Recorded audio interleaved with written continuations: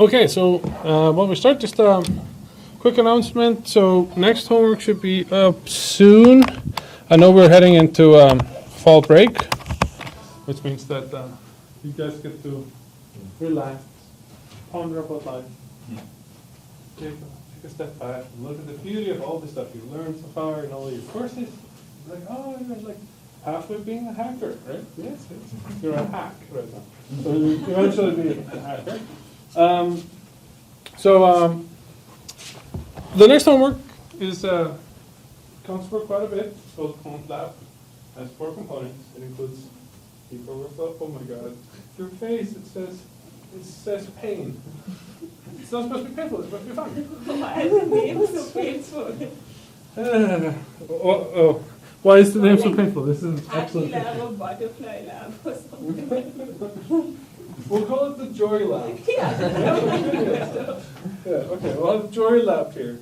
And it includes joyful things like formal string explits, that we'll talk about today. It'll have return-oriented programming, and some other blissful activities like heap overflows, and return to libc, and that's it. Like 4 things. Right? So similar to last homework in terms of number of things you need to do, a variety of different techniques that you need to employ, slightly more time to do so.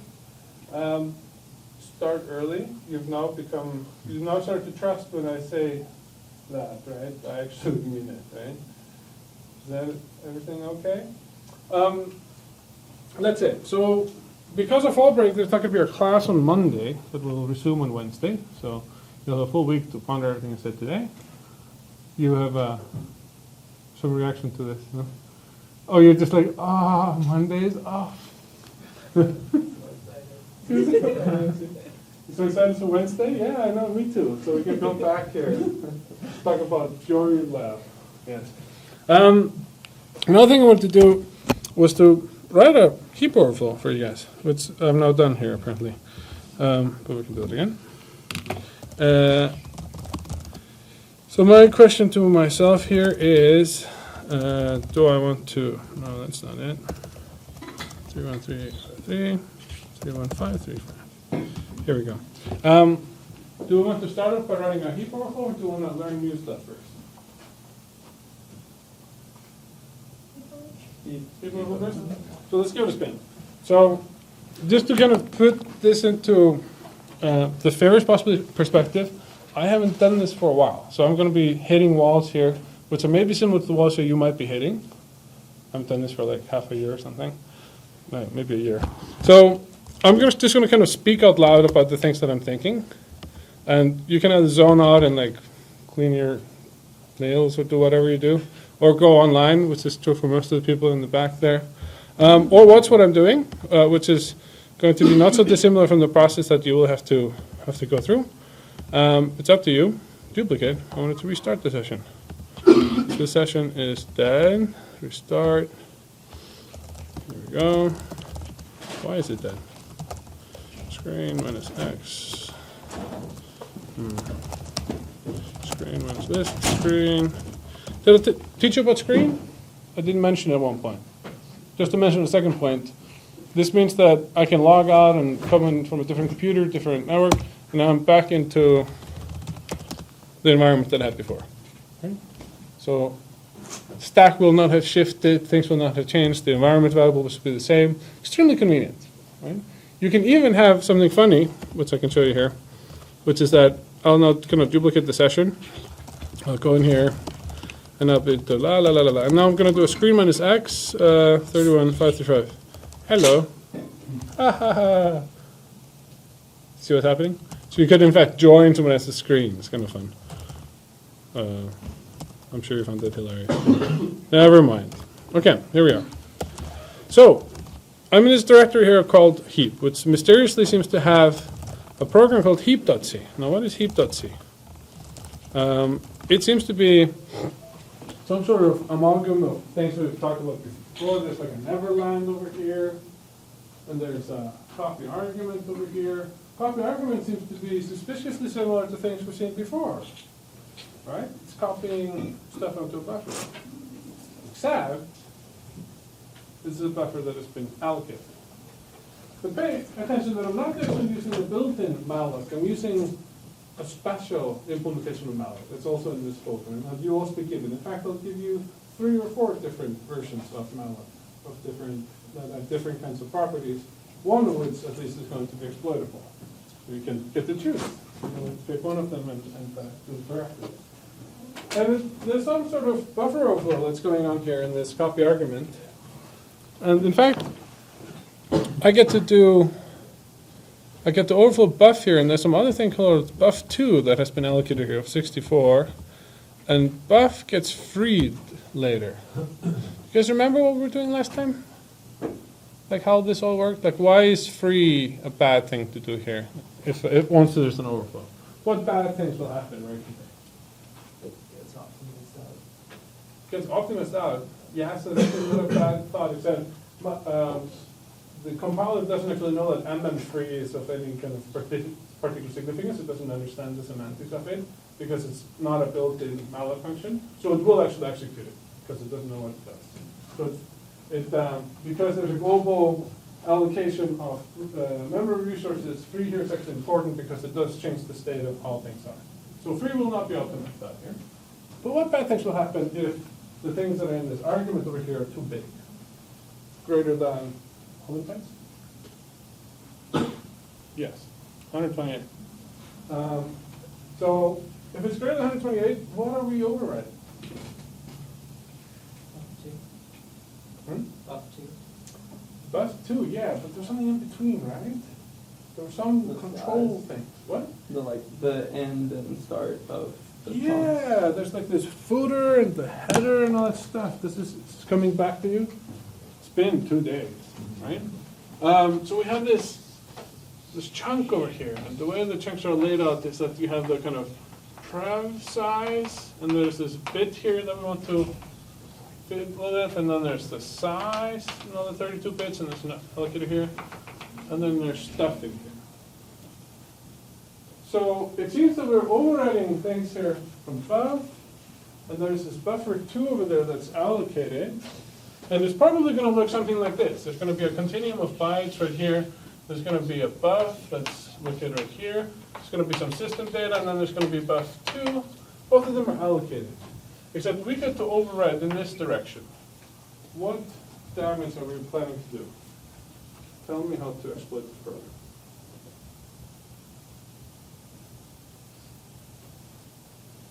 If you overwrite the jump address, the previous you can make a jump. If I override, so this stuff here is the size and the priv size. So where do I jump? What is jumping? The A is the address. What is the address? A.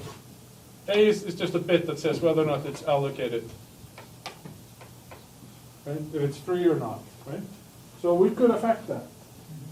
So what do we want to affect it at? So right now, probably allocated here is going to be 1 pertaining to this chunk over here, and it's also going to be 1 pertaining to the next chunk, because they're both allocated. They've been malloc. Nobody's freed them yet. And now there's a call to free. So MM3 is going to look at this chunk over here. And it's going to look and it's going to see that it's in fact allocated by looking at its header over here, right? There's a header, it's actually a header right here. Allocated here is going to be 1, and it's going to see the size. And where's the vulnerability? What bad things can we have done?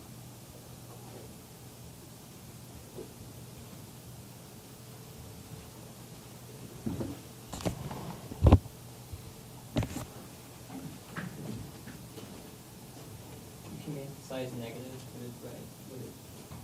If I make the size here, so is it using this size here for anything? Let's call this here, this is a kind of footer size here. And here's the, it's called actually prev size for this one. It pertains to buff. And then there's the thing called size here, which pertains to buff 2. And I can make it whatever I want. I could make it negative or something like that. But how is it going to get used?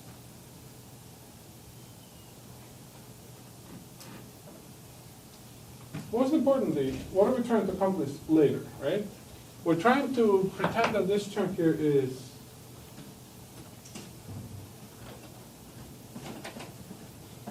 oh, thank you. Luggage delivery, I love it. Uh-huh. What are we trying to do with this buffer over here?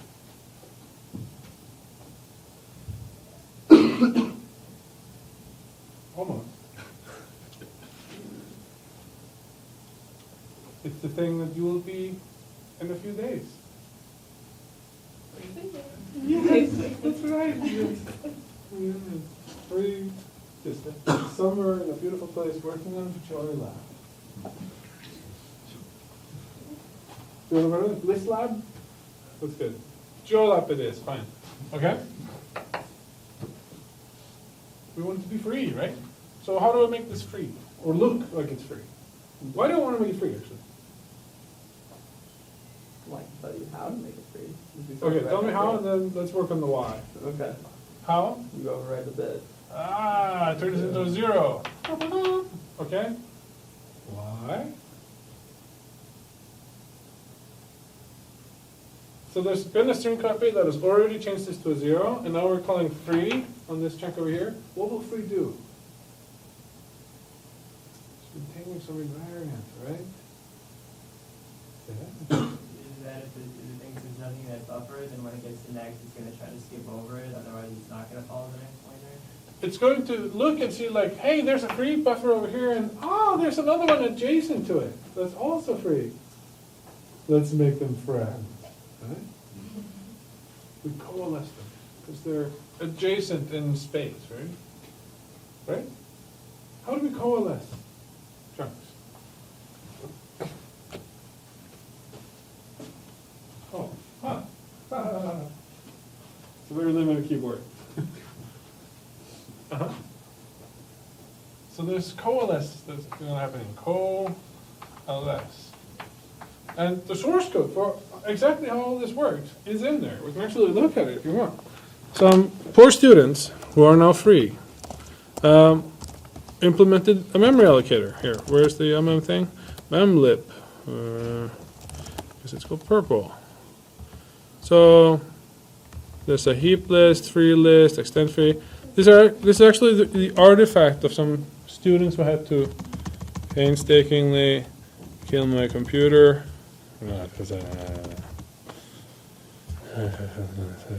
Duplicate session. I hate packet loss so much. What am I connected to? Okay. Let's go to this here. Heap. Purple. That's fine. So it has some information about what's contained in here, pad, header, footer, header, next, prev, all sorts of stuff in here that's in the heap structure. So you can look at this implementation. So this is the initialization, something about what needs to be, what free lists need to be maintained. Here's what happens when you call malloc, checks for the size, and so forth. So in a course at my old university, this is what they had to implement, and then they had to hack this, which is kind of fun. So obviously, this is actually kind of tricky to implement, so they have all sorts of things like this. Check heap, make sure it's still alive, everything is correct. You can make a lot of things. But you may have to look at this pretty closely as you're making your exploit, because right now we're following some logic to figure out what is the previous chunk, what is the next chunk, kind of like what we were doing in the slide last time, right? And then you're putting in here the header and the footer, checking things, blah, blah, blah, right? Realloc you don't have to do. Extend heap, this is to make things bigger. Place, this is to put in a new block when you've malloc it. Find the next free. Coalesce, this is what we look for. Get alloc footer pointer of previous block of BP. So we're given a frame here called BP, like a chunk. And this is supposed to tell us how many bytes were in the previous block, how many things were in the next one. It's going to look at, it's actually, you're just checking whether or not these are positive numbers. Is there a positive size that comes out of it? In which case, if it's both are allocated, we don't have to do anything. Case number one, right? Or if it is the case that one of them is not allocated, so the next one's not allocated, here's where we start coalescing to the right, which is exactly the situation we're in right now. We look at the size of the header of the next block. So this go over here, and that's the size of the thing. And we look at we just find the next pointer over here by looking at our own size, so we get the pointer to that. Now, we're gonna be putting there, into our header pointer, footer pointer, pack of the aggregated size, because we added it, size plus equals. And then we do something with the pointers here. And that's where the weird things happen, right? So remember that if we think something is free, we expect it to be favorite thing as a teacher, right? Okay. This is the next. Should I run some more? Okay. This is my nightmare. There's some next pointer, there's some pref pointer, right? And then we're going to try to unlink that from a list. So we're going to try to follow the next pointer and put its pref pointer into the what was previously there and vice versa, right? You remember there was this weird ride. Given this information, we're not going to try to write an exploit. So tell me what to do. I have this thing here called, not Turka, I have something here called Heap. And it takes in an argument. And look, I've added all sorts of debugging information. It tells me things like, I think the previous pointer is here, and it's of this size, and I'm trying to coalesce. It's very useful information that malloc doesn't normally tell you. It might be very useful for your homework, actually. So, let's see, I'll put in 2 chunks here. I just need 1. So I take in 1 argument, and that's what's copied, and that's what's put into buff. So, how long does my argument have to be here for something interesting to be happening?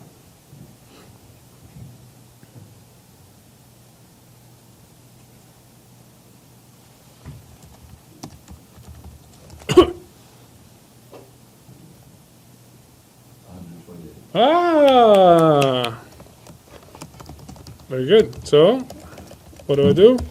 Pro minus e print ax 128. Huh.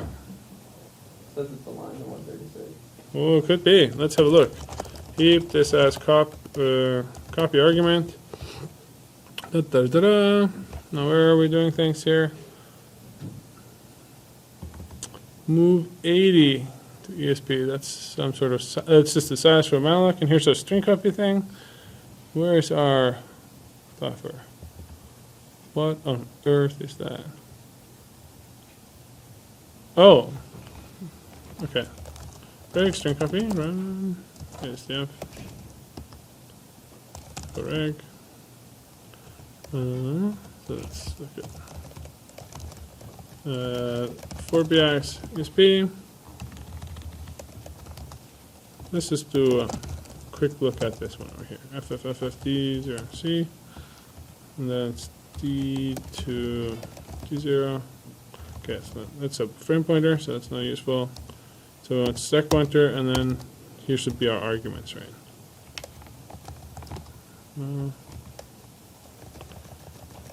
Where is this stuff? Okay, let me run this with something that's easier to find here. Run. Okay. We're now in string copy, and I should be able to next that. And where am I now? Wait. Oh, I see. I'm not even in the program yet. Okay, that would be why. Okay, I'm in copy argument now. Great. Okay, so somewhere on my stack, namely here, T7A4, I have a whole bunch of A's. And this is about to get copied to some place on the heap. And I think I'm even given this information as a printout here. Let's just continue here. Here we go. Oh, it exited. Break mm3. Run again. Continue, mm3. So now we should be able to find where this thing lives on the heap. And it's right here. So this is what things look like on the heap right now.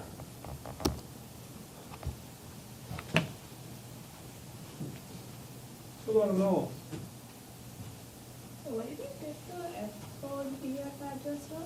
It was helpfully given to me as an argument, MM3. And it prints it out and so forth there. So I can find where it is. Let me see if I can find something more like header information so we can just get a better sense for what's going on. So here we have the number OX21, OXA1. What is the size of the buffer? 33? It's at least 128, right? Yeah. Because 128. So we know that there's a Prof size and a size, right? Let's just make sure that's true by looking at the implementation of the. Yeah, there should be something that tells you exactly what it is. Get size. So get alloc is it's allocated if the bit is set, so it's free if it's not set. And let's have a look at header pointer is here and link. Okay. So it's next and then Prof. So we've written that correctly. And where's the size thing here? Header pointer, footer pointer. Yeah, okay, so it's Prof size then size, the way it's laid out. It's actually not like this, there's actually a footer specifically, but that's fine, it looks the same way. So we look at the heap that we had here. This thing here is the size. And it also has a 1-bit set there, the 1 for the A1, which says that it's allocated, right? So the size must be 160? Is that A? Yeah, yeah, that's exactly right. It must be OXA0, which is OXA0 160. 10 times 16. Does that make sense? So the chunk that we asked for of size 128 became of size 160. So now let's try again. Let's try to trigger an overflow again. We're going to try 160. So far, nothing interesting, right? Why is there nothing interesting happening right now? You didn't overflow it, you just made it exactly 160. Yeah, so what's the next thing I should be adding here? Next thing I should be overriding right now is the size of my current chunk, and then the size of the next chunk, and that's the one I wanted to make not allocated, right?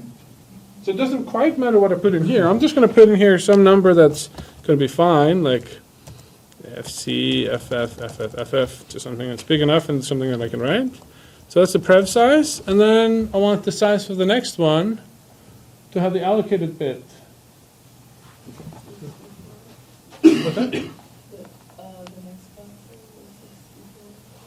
Yeah, but I'm gonna put any size here because it doesn't quite matter. Just as long as the least significant bit is not set. And I'm just gonna try to see what happens here. And I'm gonna add some ABCD stuff here just for good effort. Oh, wow, that was effective. What happened? We put in here a bunch of A's, and we put in our extra stuff here, and yet nothing really happened. Arguments 176. It said it was aligned here to 136. Why is this the case? C, D. Let's make this D. Oh yeah, it's because I messed this around. This is supposed to be FC. Oh. D? No. So it seems that we're not actually hitting what we wanted. So let's have another look at what things look like here. So GDP heap. Run, and then let's just run it with these arguments over here. And then I'm going to just break at mm3 and just have a look at what things look like. So x64 pointer.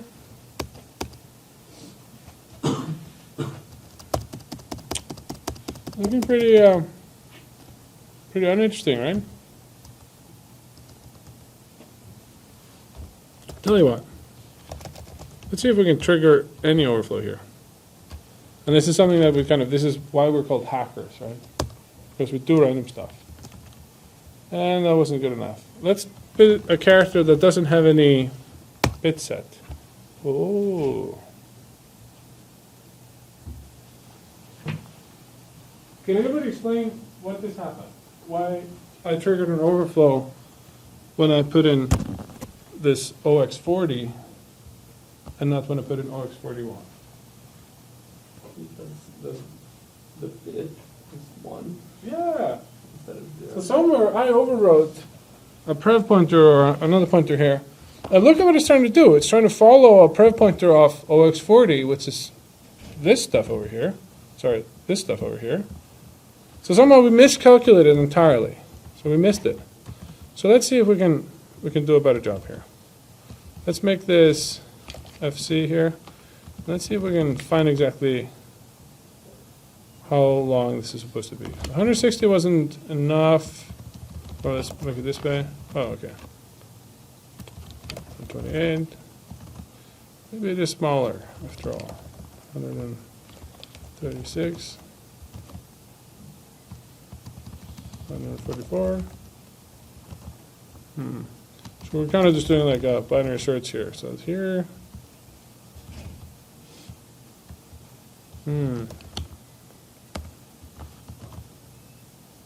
Is this right? 50? That's not right. Ah. Anybody notice anything useful happening here? So somebody miscalculated. I don't know how we miscalculated so bad, but it seems that the size, the prev pointers were in a completely different location. Oh, it must be because when we calculate 160, that's including the header itself in terms of size. So that must be what's off. So it seems that if I put in 152 characters over here, I actually I fill up the buffer, and then I have a prev size, and then a next size. And both of them I have allocated bit unset. Doesn't matter for the first one, but the second one is important. And then I had here ABCD, ABCD, and look what it's trying to do.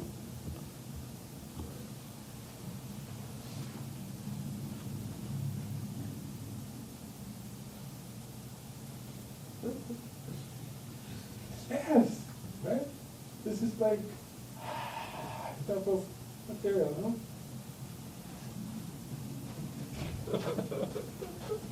It's so cool. Where's the 35 coming from? It's because it's adding 4 to it. Remember from before? It's looking at like the next pointer, and then it wants to write the next thing. Remember there's like +8 and +12. In this case here, it's +4 and +8, it seems like, in this implementation. So if I wanted to overwrite, let's say I wanted to change my EIP to go to Neverland, right? Then what 2 things do I need to know? Suppose I just had a standard overflow. What 2 things do I need to know if I want to do that type of overflow? The address is Neverland. Address of Neverland? You need to know where to put it. And where do I put it? Wherever you have DCBA. Well, I need to change the control flow somehow. So I need to overwrite some return address, for instance. Something that's going to become part of the control flow, whether it's a function pointer or if it's a return address. So when I find the address of a return address, well, I have a core temp right here. So that's very useful. Core I get this one. So it's heap core 20575, and I can hear this says, where's Neverland? Aha. You guys want to remember this one with me? And then also, where's EBP? So here's an address of a return address. This one +4. So here is return address. Sorry, here is a return address. And here is Neverland. Now, is this going to work? Suppose that I succeed, and I do my kind of overwrite that we do in Heap overflows, where I write like unlink one way and then also unlink the other way. Will that work if I put in these 2 addresses over here? Why or why not?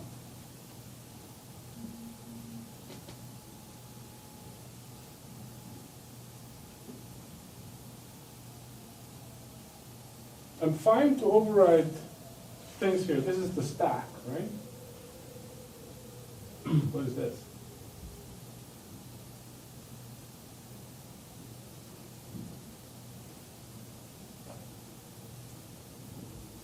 It's a part of the code. This is not a writable segment. So the way that I'm doing heap overflows, because there's this double write that happens. You write to unlink to the right, and then you unlink your previous pointer as well. You have to be able to write to both of these addresses. So this is actually not going to work. We're not going to be able to go to Neverland. But instead, let's just run a shellcode. So let's inject some shellcode in here. What do I do? How do I inject shellcode? Where should I put it?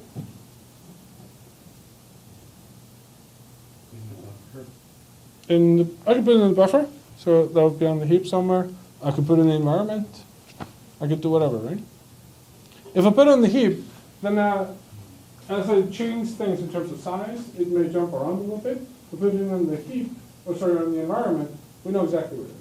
So we're not facing any protections or anything like that, so we're good.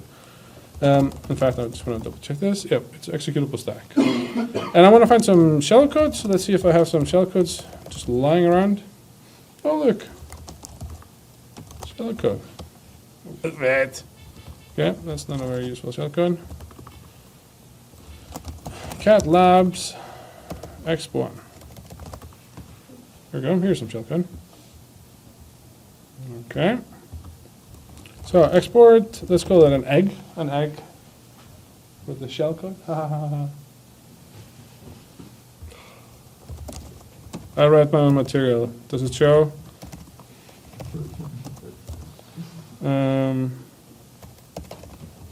Let me just do some Python, 1C, print this one here times 4,000. And then I also want to print shellcode. This is my egg. Ah. Okay. Now I have export here. Let's see. Oops. Export. I have a giant egg over here. Perfect. And notice what I did for an opsled. What did I do for an opsled? Why? Why did I do CC?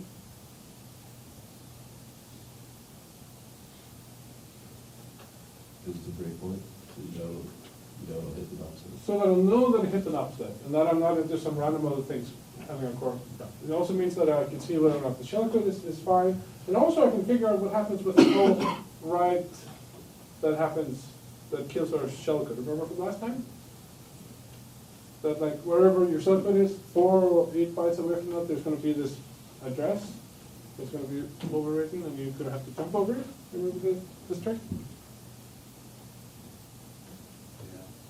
Some of you are like, yeah, and some of you are like, where am I? This was on the slides for the Heap overflow. Okay? So we have the egg over here. Now let's run everything again. Here's our stuff. It's seg faults. Let's get the core. Heap core dot 6.7. Okay, so heap core 6.7. Let's find our shellcode. Should be somewhere here in the stack. Oh, look! Wow. Okay, that's cool. Here's our shellcode. And then we also want to know a return address. Okay, so that's easy. We can just look at a frame pointer. Tell me the address of some return address.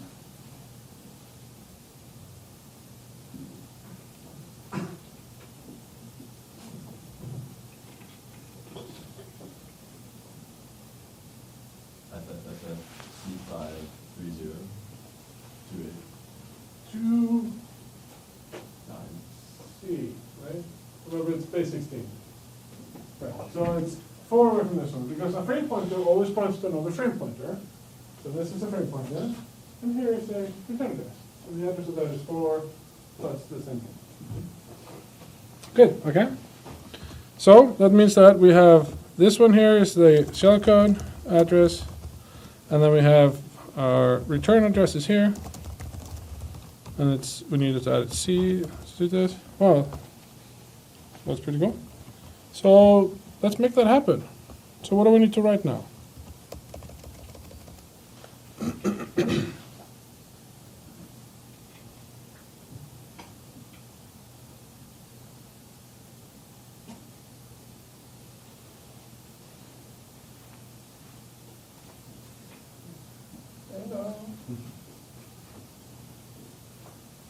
Is this completely decipherable? I just get this vibe that people are not really following what I'm doing. Like some of you definitely are, but I don't know that everybody is. And so if you're not, please ask questions so that we can clarify it. Because we're going to be building on and on and on to some of the prior knowledge.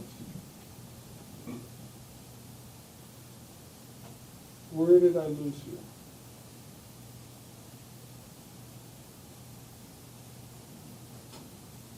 Are the objectives clear? What we're trying to do? We're trying to hack this program from Heap, right? And we have one argument we can put into it. And this argument, if we make it really long, it's going to override our Heap. And our Heap has this weird layout where we have the sizes that we're trying to manipulate. If we manipulate the sizes correctly by setting the right bit, the heap thinks that there's two pointers in place called next and present, so they're a part of its control information about what things are free. It's part of a free list, we talked about last time. And if we put in weird addresses on the free list, when it tries to unlink this chunk over here from the free list, it will write each of the two addresses we specify. So if we put these two addresses as something completely rogue, it will just happily write one address into the next, and then vice versa, right? The only thing, the caveat being is that it's like at an offset. It's like, you take one address and you add 4 to it, and you write the other one into it, and then you add 8 to the other one, and to the previous one, right? That's where we are right now. So we figured out everything that we need. We have overridden the chunk, it's completely full, we've set up the sizes, we've set the bits, said it's not allocated, and we finally have this ABCD that was previously here. There's like 4 bytes over here. That were the two addresses that the heap allocator thought that were the free list, and that's where we crashed last time. And we've even injected a giant knobslet of int3s and shellcode into the environment, so we know where it is, and we know where there's an address and a return address, so we're almost there. What do we need to write now? So don't you do BBBB and then you put the address to CCS like that?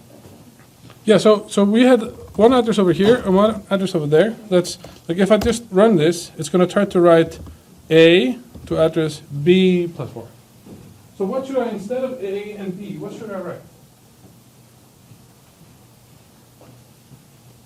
Shell to the address and return address -4? Yeah, something like that, right? So what do I write?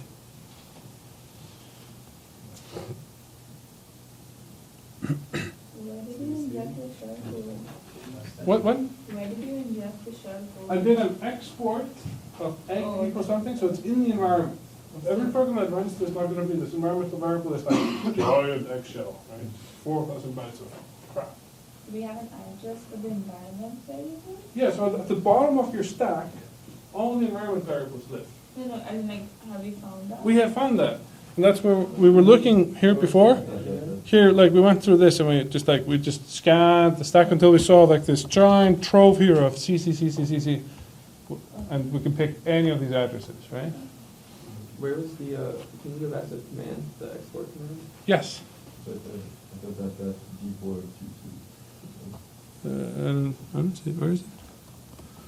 The export command looked like this. Export. Export, and I just put an environment developer called egg, and it's the output of this program. This program is just printing 4,000 CCs, and then the standard shell goes up.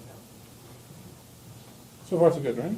Where did you get the return address from? I got the return address by opening up a core file of Heap crashing when it was trying to do that right over there. And I just looked at, okay, we're trying to put something in there. Suppose we pass this test. Well, our current frame pointer is going to contain, it's going to contain an address. So a frame pointer is going to point to another frame pointer. And next to our frame pointer is going to be a return address that we haven't yet returned to. Right?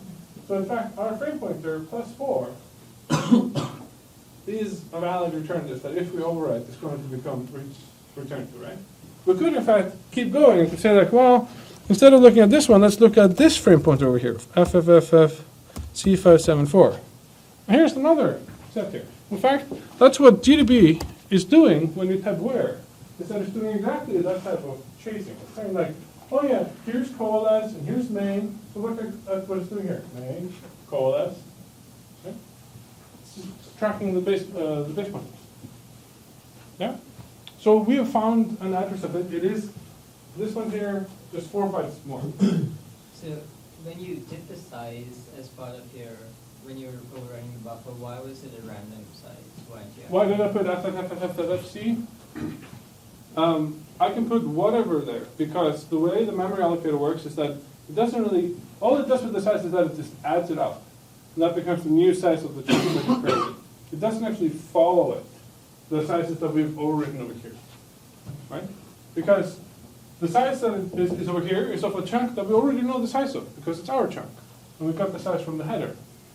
And the size of the next chunk over here, well, it's not like we're trying to find the footer of that buffer. We're just trying to find how big it is. So we just added these things up. They can be however big. This makes sure that whatever number you come up with, if you try to follow the pointer, it's still within this region, because it's the number -4, right? It's just a nice number for that. And the only thing that was important about the number was that the least significant bit was 0. In fact, when it wasn't set like that, when we initially did this overflow and had all these A's, we didn't trigger the overflow. We had to change it to this ampersand, or like @ sign, which had not the least significant bit set, and suddenly everything started working. That's probably the most frustrating thing with Heap overflows, is that you have to get that right. So more questions about how we got to where we are right now, and let's see how we can get further. Somebody was starting to write addresses here for me. We were in the middle of changing AAA and BBB, and what we knew was that this is a shellcode address, and this is a return address of a return address.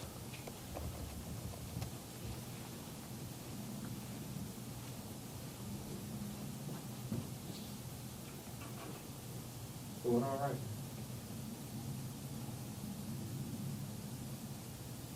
The first with the shellcode and then put the return.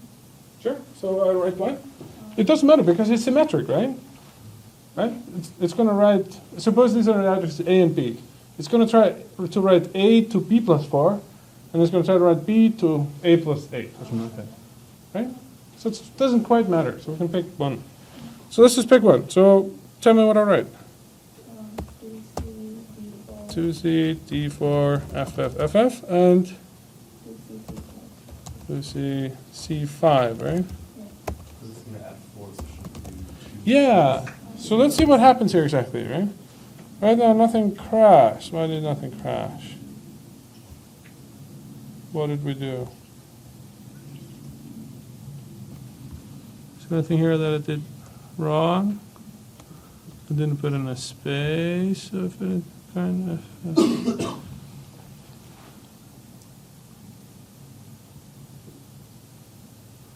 Oh, okay, we must not have hit an actual, I'm going to put in here like an invalid address to see if it crashes, and it does crash. So what am I trying to write? I'm trying to write this address here into that address. Oh yeah, it's because my offsets are off here. Right? So let's analyze this. What exactly is it trying to do? It wrote one of these things here, and we have to figure out which is which here. So according to our notes here, this is what we have. So what did we actually do? We wrote the number D42C, which is our shellcode address, into not our return address, right? And we wrote our return address number, which is completely useless to us, into our shellcode, right? Yeah, who cares about that? So what do we need to change to make this right?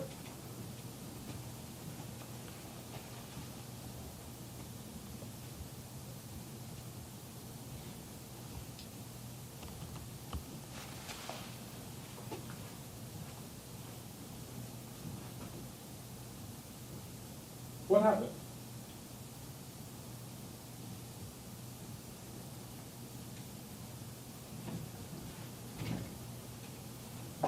What did we want to overwrite? What is the only place we wanted to overwrite? The place of the return address, which is at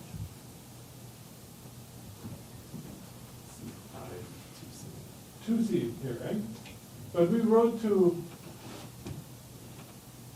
that plus 4, right? So we actually overrode things that just after we returned this, which is a part of some stack from it nobody cared about, hence no crash, right? So in order to compensate for this plus 4 thing, subtract 4, how do I do that? What do I write? 2, 8, exactly. Subtract 4 from this number. On the Uh-oh. Why did that not work? D4. Oh, did I do the wrong one? address. Did I do the wrong one? The return of this is on C5, yeah. Never mind. To C.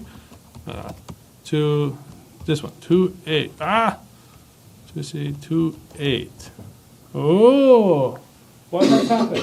What is happening right now? Where are we right now? Offside. We're not offset. That's why we put the CC in there, because it gives us a unique indication that we're executing something that we control, because nothing else will put in a trace trail. Right? It's the int3 that did that. So how do I fix it? How do I make this all work now? Change it to 90s. Change it to 90s, right? So go up here, change my giant trademarked export thing here, which is somewhere. Okay, if you can't find stuff in your history, you can always do this. History, grab, egg. And then you can just type exclamation point 6628, and it will get the line number or history number 6628, and it's just kind of like boop, boop, materialize. Very nice. So here's our egg, and we wanted to change it. We want to change it from being CC to being 90, right?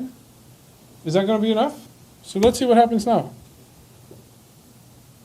Do you think this, like, let me take hands. How many people think this will work versus not work? How many think, okay, is this going to work? Okay? About half the class? Is this not going to work? Some people. Okay. For the people who think it's not going to work, why do you think it's not going to work? Because I'm asking. Does somebody have a different answer? Is it going to be at a different area on the stack now because you redid the export? Or I redid the export, but I overwrote the egg. Oh, If I no, wrote this egg 2, I'd be screwed, because now there's 2 eggs. oh, but because it's the same name. It's the same thing, so it's exactly the same length, and that's something that I am implicitly here extremely careful about. But as you're writing your exploits, you will run into those problems, right? And you're like, oh, I got it, and then you add 4 bytes to your input, and now you shifted your stack by 8 bytes or something. You're like, and you throw your keyboard away. Right? You recognize this, no? This is why you hate me so much, probably. I'm sorry. I'm just a messenger. So I've been very careful to like not change any lanes of anything. So this is now always 90. There was one little hiccup. You remember? We were doing. You remember what we were doing? It was overriding the return address, and then it did something else too, right? It put the return address into our shellcode, just 4 bytes away, like offset 4, right? So it means that we have this beautiful knob state of 4 knob, and then some crap, right? And then a bunch of knobs. So our computer's now going to try to execute the opcode for the return address, which is going to crash, probably. So I'm going to predict the crash. Illegal hardware instruction, core dumped, and you can be like, why? I was so close. Okay, and you go into your core file, I don't even know which core file now, core, it's 16 something, okay, heap, and you go to the core file, and you're executing some complete garbage. You're like, what? Illegal instruction? What are you trying to execute? Bad! And it's just like complete nonsense, right? And then, after all this complete nonsense, back to the beautiful, graceful, this kind of like totally tranquil, not study, right? What is our remedy?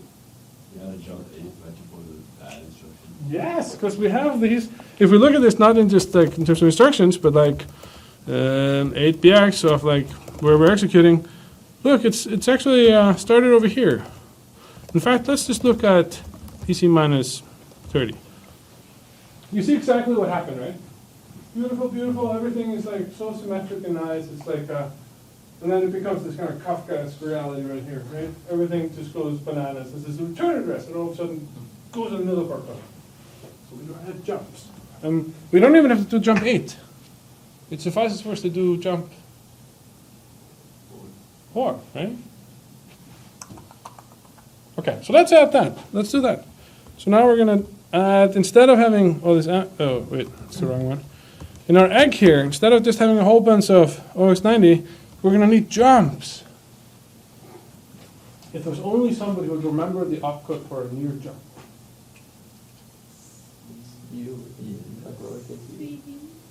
Oh, what did you say? Almost, that's in. C6. I have no idea what No, it's okay. We can go through the 256 possibilities. Come on, bring it up. Did somebody say E? Is E8 or E9? E8 is call, and it's like a 4-byte instruction.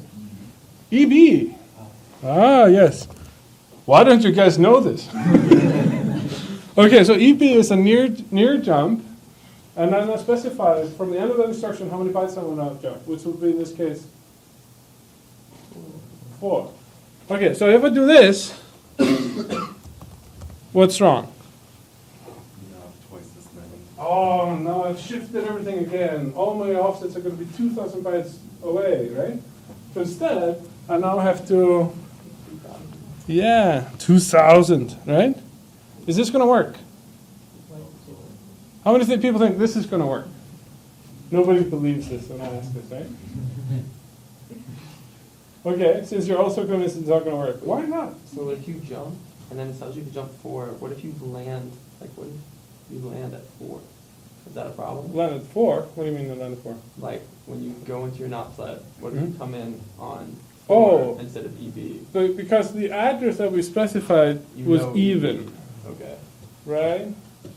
okay. And so we've maintained the parity throughout here. It's a very good point. I've just kind of brushed that away by not running into the trouble, right? Does it make sense? Yeah. Okay, so we have this. What will be the problem right now? So we're going to have like this leapfrog, like boing, boing, boing, jumping 4, 4, 4, right? And then, Why did you override all your knobs? why did it overall my knobs? Yeah. I just don't enough to this because I don't exactly know which knob I'm landing at, right? You don't have any knobs anymore. No, but That's okay. knob doesn't do anything. It's just popcorn, right? Just like doing stuff before you start your shell code, right? It can be doing whatever. It could be A, which is just increasing a register because it doesn't do anything. As long as whatever code happens before your shell code is not impeding you from actually running the shell code, anything goes. You can have a random sequence. In fact, that's what people do today because guess what intrusion detection systems are trying to look for? They're like, ooh, lots and lots of knobs. And what do you do instead? Use any different instruction. Or a random variety.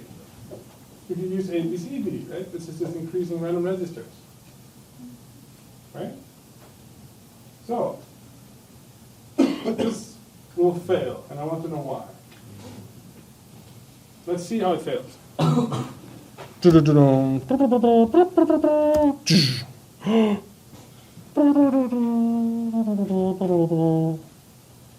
Everything is awful.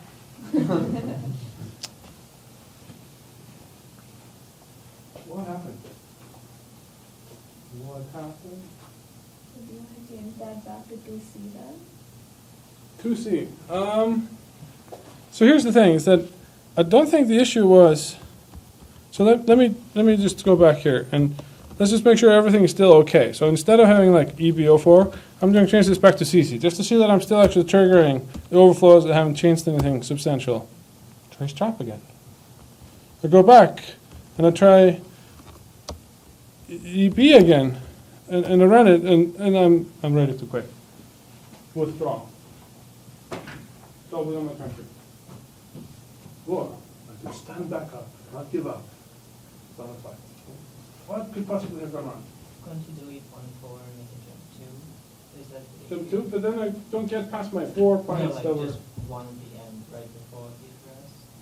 But I don't know exactly where the address is. I could try to find it out and be more accurate Like- about it. So you had knobs left, and then you have the address. So just before. So I had the knobs left, and somewhere in the middle of this is the address that I chose to be the point to return to. And I don't know which one it is. I could try to enumerate it somehow. That's actually a cute trick. So instead of just writing A, you could actually write like sequential numbers and then figure out where you land at, and then the number determines your offset in the buffer. Does that make any sense? So if you go there and you execute the instruction OX67 or something, you know that you're OX67 from start. That's cute, right? But let's say that we just don't have that liberty right now. What could we? So let's think about what's happening. Okay, let's just look at how things would execute right now. Let's see if I can I GDB this?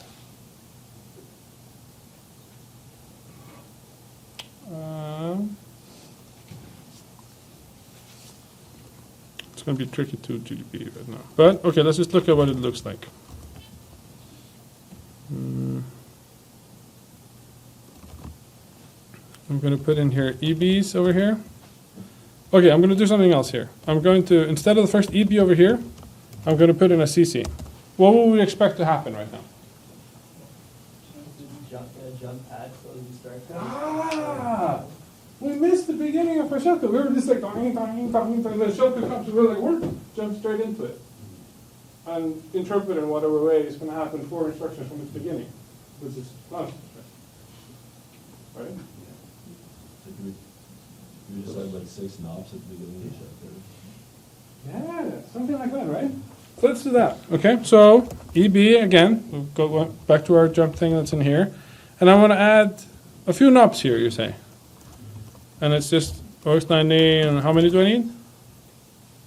6, 5. 65. 4. 4 of them, okay. And then I have my rest of it. Ah, yes, I need to be careful, not about alignment. I'm subtracting 4 here. 2. What? 2 from that. Oh, yes. Better understand your math. Get your math on, right? Okay? Good, right? So we're still okay. Let's try this on.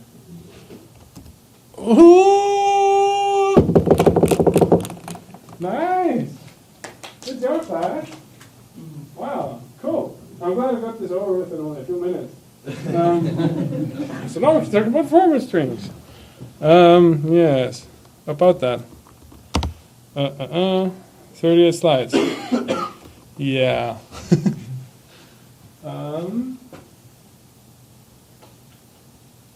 Are you ready for a very accelerated version of performance strings? And what's the more paced up version on the other recorded session? Is that good? Because then you can do the actual exercises for the homework? Sounds good, right? Awesome. Let's get to it. Okay, so, yeah, this is just alignment, performance strings. So remember we have printf and all this stuff, right? And see, we can do printf. How does it work? How does printf work, right? So printf, you can actually put in an arbitrary number of arguments. You can say printf %d, %d, and then you keep specifying things you want to get printed, right? Make sense? So we have a whole bunch of these types of functions. We have things like syslog and secprottitle, snprintf. They're all part of a family that are called variable argument things, and they support something called performance strings. Now this is near and dear to my heart because this is the exploitation stuff here is something that I co-invented when I was a kid. And so this became a really big thing. And so this is my claim to fame in line. Now I can retire. So for instance, printf, you can do the meaning of is 42. So the person B is going to get interpreted and get 42 instead. Technotron, service Technotron is kaput. This is the former string, then it's a variable number of arguments. Whenever you see a % sign, it's going to see like, oh, there's an extra argument, I'm going to fetch it, and I'm going to interpret it as a string because that's what the S means. Or F means a floating point, and this means that it's going to have certain precision. It's going to have 2 before the decimal and then 4 following the decimal. It supports a whole bunch of different types of variables. So if I want to print my variable as a hexadecimal, I use %x. Or as a pointer, %p, which prints it as OX. I even have %s that's going to interpret the thing as a string. So it's going to follow a pointer, print out a whole string. There's a %n that's going to say, take the argument that you have and write to it the number of bytes you currently output, which is a means for you to figure out alignment and things like that, how long your string has been printed. So what's the bug here? So let's look at code. And if you look at this code, you'll see that, like, well, here's snprintf, and it has the right size of the buffer, so there's nothing funky going on right here. In fact, it also makes sure that it's not terminated. So in the first 3 lines of this example here, there's no bug. But then there's the syslog. And this looks so innocuous that a lot of programmers actually just choose to do it because they're lazy. What is the problem? If your username is Ymir, there's no problem. If your username instead is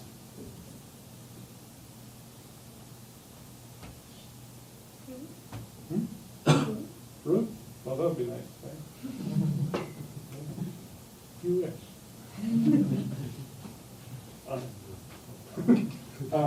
Administrators get very territorial.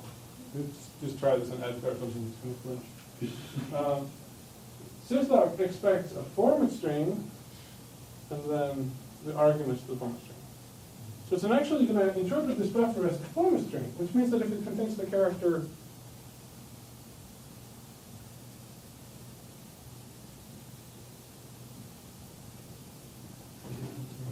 % sign, right? Then it's going to be like, oh, I see a percent. And if your username is %p, this thing here is going to print out weird stuff. Instead, It's supposed to be like this. It's supposed to be print me out a string, and that string is everything that's in the buffer, right? It's supposed to interpret stuff that you put into your username. Ah, does it make sense? So that's kind of cool. So what can you do? You can try specifying username %p, and it's going to print this out. Full, and then some random address. Notice that it didn't have any type of exception or anything like that, because in C we don't have those things, right? We don't have any protection that tell you, oh, there's insufficient number of arguments. So let's print them. Happily, it's just going to go and fetch the next argument. Remember how we fetch arguments in C. 8 EPP, 12 EPP, 16 EPP. It's just going to keep going. So it's just going to go into the parent stack frame and borrow stuff for as long as you like. We can leak everything on the stack. Right? You can read everything. This is an example of an information disclosure vulnerability. Now, I remember when I found this first, I was like, there's an FTP server that had this vulnerability. You could go to an FTP server and you could do this. And I was like, there must be some way of doing more than just reading stuff. Right? And then at the time I found this, it actually wasn't possible. So this is back on. Oh, actually, this I need to update this slide. Maybe Bill. No, it's not maybe. President Bill. Everybody had this running, so this is like a gateway to any possibility. Place if you type set exec and then percent something, it would actually print out random stuff. It's like a pointer. So I have a form string. I want full control somehow. Yes. Now I've actually given you all the ingredients that you need to be able to overcome this dilemma. So what can we do? We have all these ways of reading from memory. But we want to right to memory. Thank you. I don't know how you saw that coming. How do we write to memory? We have this special thing here, right? We have %n, which for mysterious reason was implemented later after I found this bug. It's like, oh, this would be helpful to hackers. Let's write %n, like there's like right number of bytes into memory somewhere, right? So we're gonna use that, of course. It serves no other purpose than being useful to hackers. In fact, Windows just removed it, just like yellow. So, what does it do? It writes the number of bytes that are currently printed out as an int pointer. So normally you do use it like this. You're like, oh, I'm printing a complex number here. I don't know how long my number is exactly, and I want to know how long it is by printing a %n. It doesn't output anything, but it just shows the number of bytes currently printed into something called count, or any input. So it writes the 4-byte value into the argument there. So now this contains the number of bytes output before the string. Of course, mostly useful for language. There's another ingredient I'm going to tell you. We have a lot of redundant arguments. Suppose we're printing out a graph, right? And we have something like this. We're going to print out the user of S, edge of S, and it's like user, neighbor, user. It's like really boring, right? So they implemented something called the dollar qualifier, called parameter direct access, or direct parameter access. Where you can say, print me out the first argument, and then the first argument, and then the second argument, and then again the first argument. And use the dollar to specify this. Okay? So a whole bunch of stuff you can do with format strings, right? So let's do a little demo here, right? We have a simple vulnerable binary, and this is the input string we're going to give to it. Okay? I'm going to print an ABCD, %p, and then, actually, let me show you this, right? So we have something open here. Here's our shell. I'm going to close it, sadly. Format. Bone, I guess. %p. Ooh, %p. %p. So I'll just keep printing stuff out, right? Actually, what am I printing out here under the end? Notice how I have some address here. And then what are these?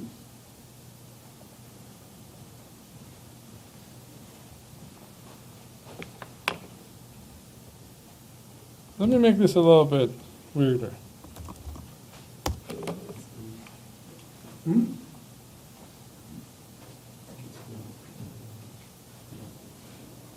Oh! What's happening? I'm printing out pointer after pointer after pointer after pointer. One of these pointers is ABCD. You're putting out percent P period, percent P period. Yeah, this is percent period, percent. I'm printing out myself somehow, right? Weird. Why is this? It's because if you look at the way Voln works here, so we're inside the printf stack frame, and Voln here happened to have a buffer where it put in some format string and then it called printf on it. This is the vulnerability right here. It means that the next stack frame after printf is the Voln buffer, right? So we're printing out ourselves. Well, that's pretty useful, isn't it? Why? Suppose that instead of printing here, so is it this one over here? No, not that one. Is it this one over here? Okay. So it's that guy. Instead of printing out %p, it's supposed to print it out %s. Well, what happened? Ooh. I tried to read the string at location ABCD. More worryingly, if I put in here %n, what am I doing? I'm writing some number. Let's look at this core file over here. Wow, it's a lot of core files. Just like I've done this before. A year ago, exactly. Okay, so I have vprintf. What am I trying to do? What is my instruction trying to do? I'm trying to move the number edx, which is the number 26, into the address of px, right? I'm trying to write the number OX26 into anything that I want to choose. Now this sounds very enticing for hackers, right? Right? How can I use this to my advantage? The address, the return address. Yes, the address of a return address, right? But then I'm just running the number 26 into it. How do I write something more useful into it? What is the number 26 anyway?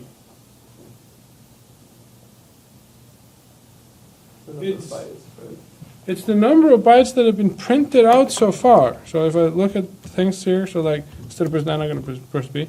So it's the number of bytes all the way until here that have been printed out. This is 26 apparently. 4, 8, 12, 16, 20, 1, 2, 3, 4, 6. So if I wanted to not have 26, if I wanted to have 28, I could just go here, and which one was it now? And I can do like, haha, or like, I'm going to add a 4 to it, right? And %n, and then I could look at the latest core here.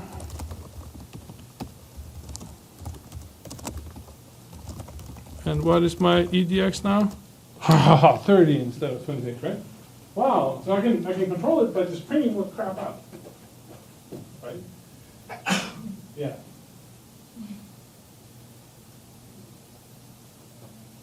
This is good. So what could I do? Is there any address that you want as long as the string is on? So I just have a gigantic 4 gigabyte string. That sounds like it's not going to work, right? You're not going to print out 4 gigabytes to get the address hang once you get %n, right? That doesn't quite work. But there's nothing that precludes us from doing more than 1n. Ah. So let me show you here on slides. So here's what things look like on the stack here. So we have our arguments, our volume buffer. So produce printf, and printf is thinking that like it's actually printing stuff out here, ABCD, and then %p, it's going to try to print out the first thing that's in the volume string here. And then I can go here and I can use my, so now I printed something more out here, 400. And now let's say I put in the direct parameter x's, and I can go here and I can say, let's print out something up here. I can even print out stuff that's useful to me, like what's the frame pointer? Because we know that a frame pointer always points to a frame pointer, which is 4 bytes away from an instruction pointer, so we can actually know the address of an instruction pointer, a return address. So that's very useful. And then I can do this, what is this %4n here? I'm going back, and I'm going into the 4th argument here, which is inside our buffer, which is now being interpreted as ABCD, right? Does that make sense? the beginning of the buffer in the function that's called printf, which is this part over here. And currently we have 35 bytes printed. So we're going to try to write 35 into the address 4044342, right? Wow! Since you guys don't do this, I have to put it on the slide. Okay? You can run some arbitrary memory address, that's the whole point, right? So, the technique is that we're going to put in, we're going to pop enough things to be able to reach a place called place, and then we embed the location of the return address, and then we have to increase our output counter. And then what can we do? Well, we can use padding. Instead of doing just %d, I can say, can you pad my number that I'm about to print with 18,000 zeros? And print this back, okay. So it's going to increase our counter by 18,000, so we like it to. Now we can't go wild. We can't go up to like 4 billion, but we might be able to do something more clever. So look at this idea.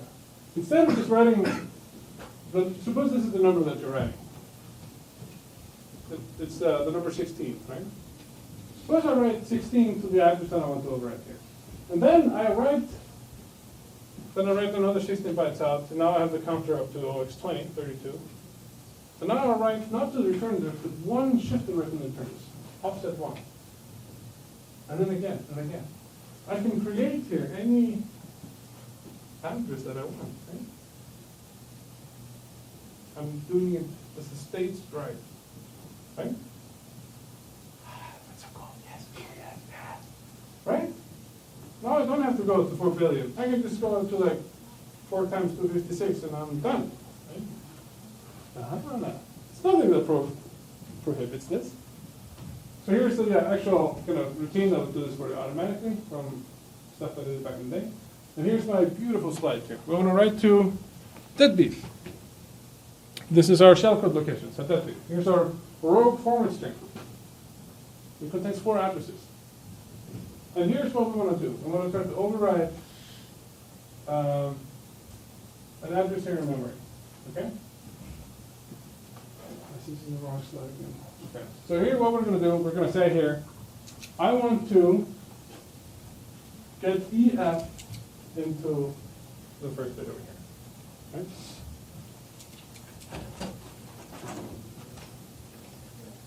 More delivery. Great. Okay? So what I do, I have to write some number here instead of AA, so that the number of things that are printed out so far, which is 16, so I wrote 4 addresses, adds up to EF, right? So just take EF and I subtract 16. Right? That number is now going to get, the number OXEF is not going to be printed into address 1, it's going to be printed into here. Okay?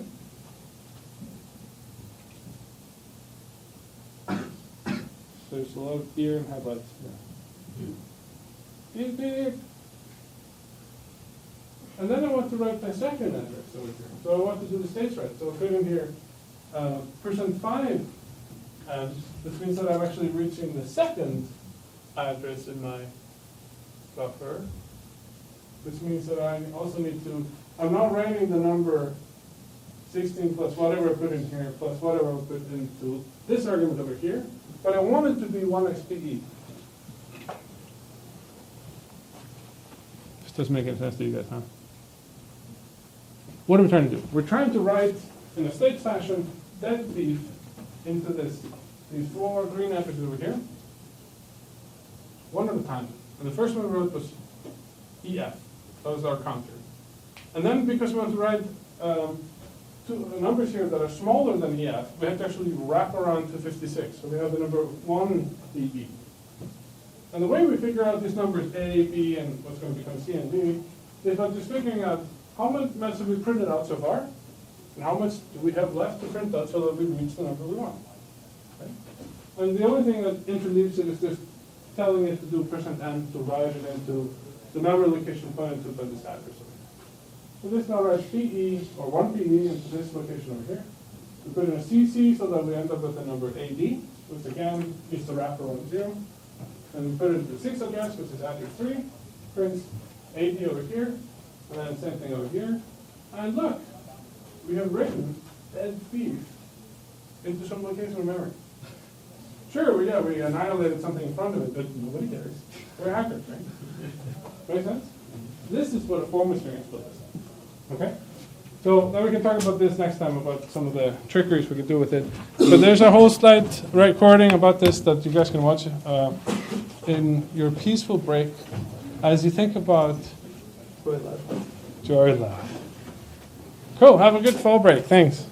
By the way, I probably won't have office hours now. Does somebody want to talk for office hours? I was going to catch it. You wanted to talk? Okay, let's talk a little bit now because I have to catch a plane. Okay, thanks.